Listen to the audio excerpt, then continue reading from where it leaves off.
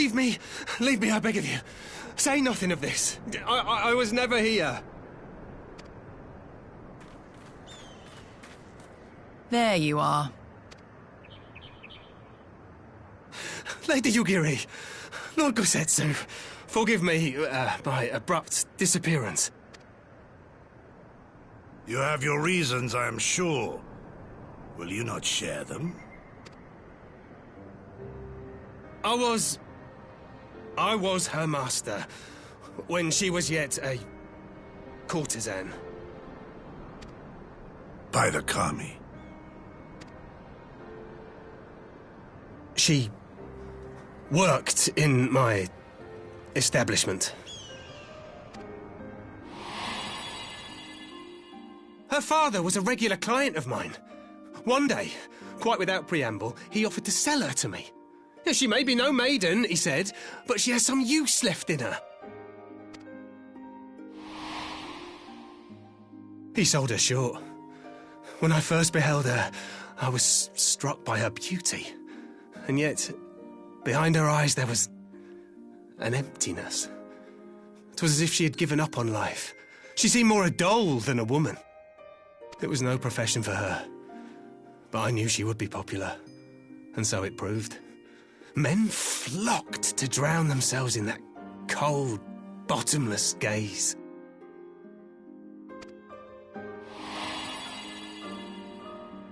The rest you know. She became an imperial informant, and for her loyal service won the office of acting viceroy.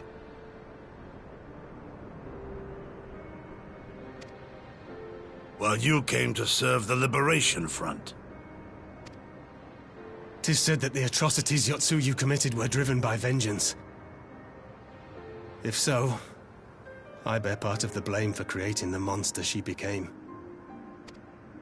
Joining the front was meant to be my atonement. But the truth is, I am a coward, whose only thought was to escape her wrath. Then as now. I see. Then I shall recommend that you be assigned to a new post. I trust you have no objections, Yugiri? None. It would not do to leave Yotsuyu in his care. I am in your debt.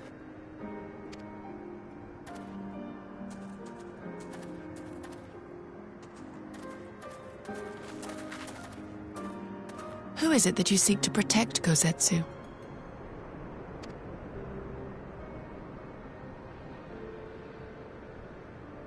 Idle musings. Pray, pay me no mind.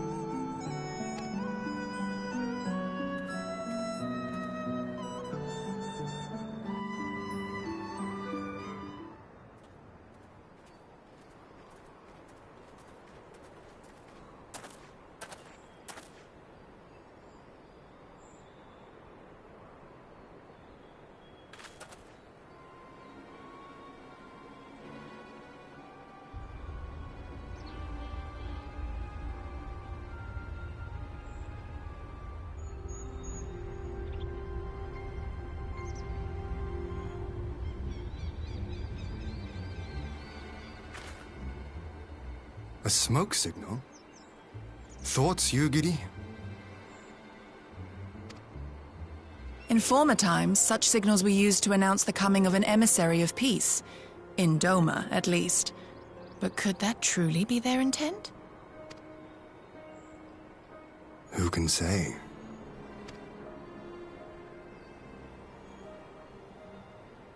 Whatever they want, we cannot simply blast them out of the sky. Not when they were so gracious as to honor one of our cherished traditions. I would not have it said that we Domans want for propriety. Then I shall go and reconnoiter. Nay, that won't be necessary. We will meet them openly.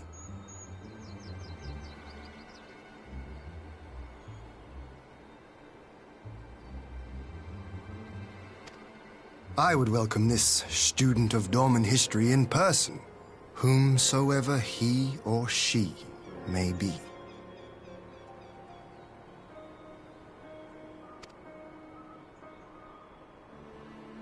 As you wish, my lord. I shall arrange for a signal of our own to be fired in answer.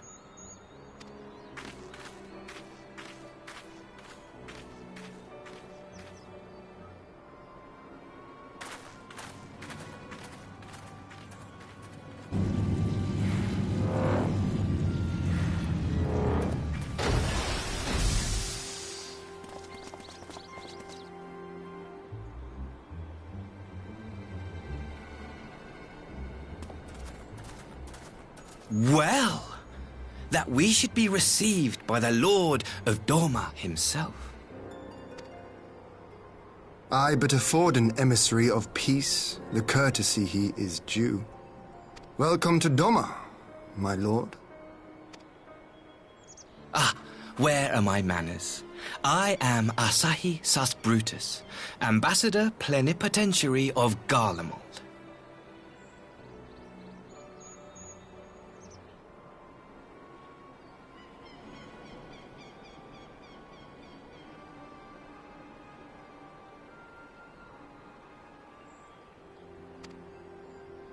He is heir to the Naiuri clan, and Yotsu's stepbrother. It seems I need not introduce myself, not in the presence of the famed Yugiri Mistwalker. Your skills as a shinobi are known far and wide, my lady. It is true. The former acting viceroy is my sister, Yet, bonds of kinship aside, we have precious little in common. As will soon become plain, I come not to sow strife, but to end it. I am of the Populares, a collective which represents the interests of the common man. Long have we labored to bring about reform to the Empire's provincial policy. Happily for us, our master acknowledges the need for change. Indeed, His Radiance, Emperor Varys Zos Galvus, personally sanctioned this mission, granting me the authority to speak with his voice. To negotiate peace with Dorma.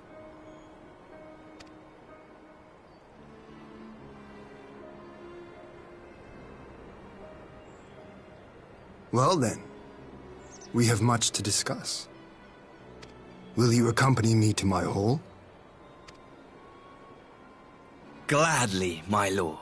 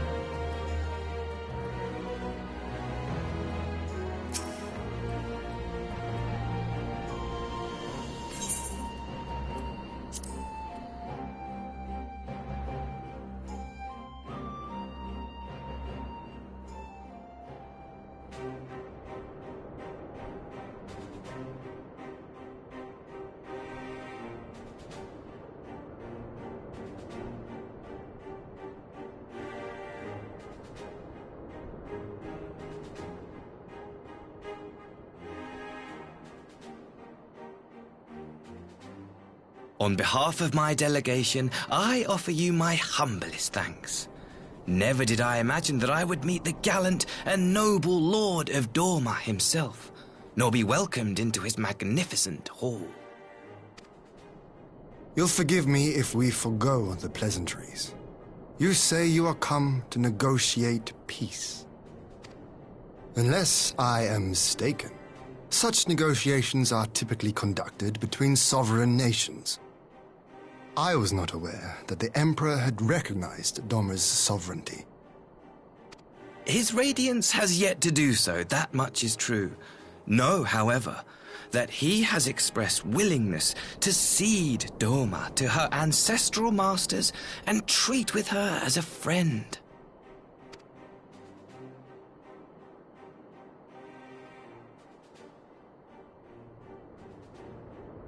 Since the days of Emperor Solus, the Empire has aggressively expanded its territory.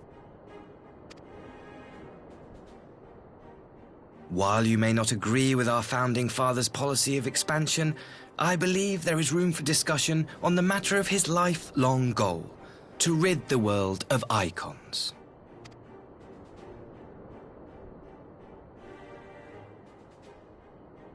Icons are a blight upon this star.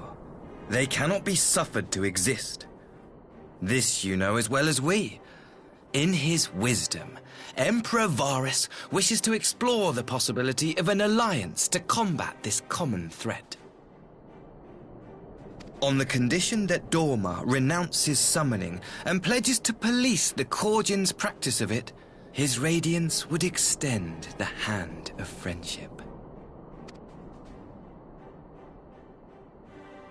Dorma has never shown any appetite for summoning, and it should go without saying that we will address any threat to our people, icon or otherwise. With regard to the Korjin, I must stress that they only resorted to summoning under extreme provocation. When the Ruby Sea was at peace and their sacred relics safe, they looked not to their kami for protection. Yet even now there are certain parties who would destabilize the region with ill-conceived military forays. Unless they alter their course, we cannot hope to be rid of icons. Quite. I can but apologize. In seeking to eliminate icons, the Empire creates them. 'Tis an irony among ironies, one with which the people of Eorzea are well acquainted, I am told.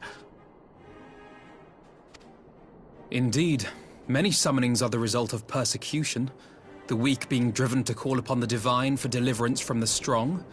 So it was in Alamigo, the bitter fruit of Garlean oppression. A tragic state of affairs. If we are to put an end to summoning once and for all, it shall not be through might, but harmony. Yet we continue to repeat our mistakes, oblivious to the lessons of history. My comrades and I would change all that. We, Populares, have campaigned long and hard for a shift in imperial policy. And at last, the Emperor has seen fit to lend us an ear. Alas, there is a faction within Garlemald that would obstruct our every attempt at reform. A collection of pure-blooded Garleans who seek to consolidate their own supremacy. The Optimates. Lest you wonder, theirs was the hand that loosed our forces on the Confederacy. 'Twas a regrettable incident, one that flies in the face of everything we believe, and I swear to do all in my power to prevent a reoccurrence. That would be most welcome. But if I may speak plain, if the Empire itself is not of one mind, how can we be certain that any peace we negotiate will be honored? I cannot blame you for doubting us. Indeed, I should find it strange if you did not. And so, in the name of building trust, I would like to make a proposal. A prisoner exchange.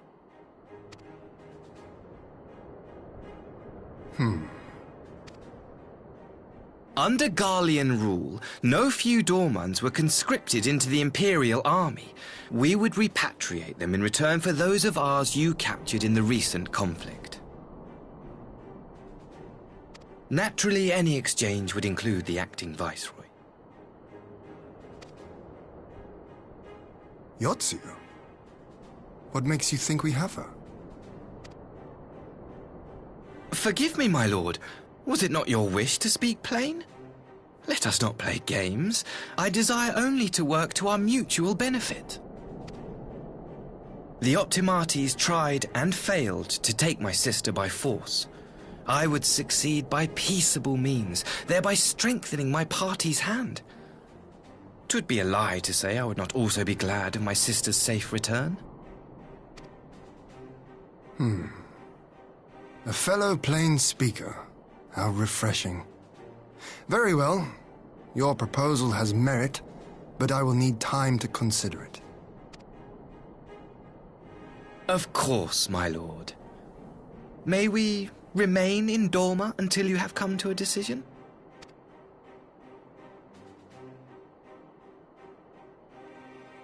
You shall be our honored guests. Yugiri, I leave the ambassador and his retinue in your care. See that they are well looked after.